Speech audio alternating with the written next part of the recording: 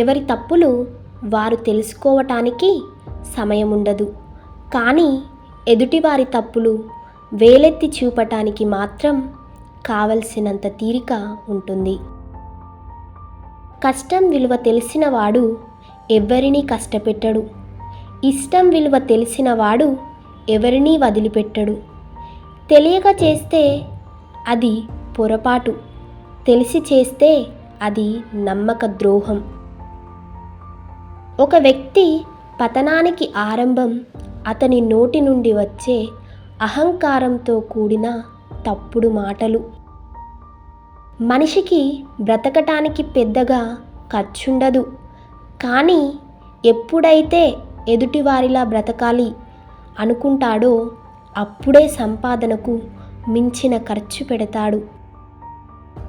ప్రతి మనిషికి బంధం అనేది చాలా ముఖ్యమైనది. ఈరోజు వచ్చిపోయే ధనం కోసం ఆశపడకు. జీవితాంతం తోడుగా ఉండే బంధాన్ని వదులుకోకు. వాదించే వారికి మీరు ఎంత తక్కువగా స్పందిస్తే అంత ప్రశాంతంగా ఉండగలరు. ఆకలిగా ఉన్నప్పుడు దొరకని అన్నం, అలసిపోయినప్పుడు దొరకని నీడ, దుఃఖంలో రాని బంధం, కష్టంలో ఉన్నప్పుడు తోడులేని స్నేహం, మరణించాక చూపించే ప్రేమ వ్యర్థం లాంటివి.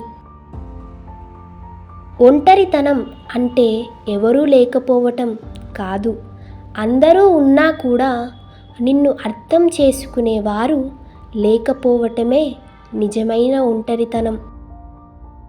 నీ వాళ్ళు అనుకున్న వారి దగ్గర నీ విలువ తగ్గినప్పుడు మౌనంగా అలాగే దూరంగా ఉండటమే ఉత్తమమైన మార్గం. మీకు కుదిరితే ఒకరి సంతోషానికి శ్రీకారం అవ్వండి, అంతేకాని కన్నీళ్లకు కాదు.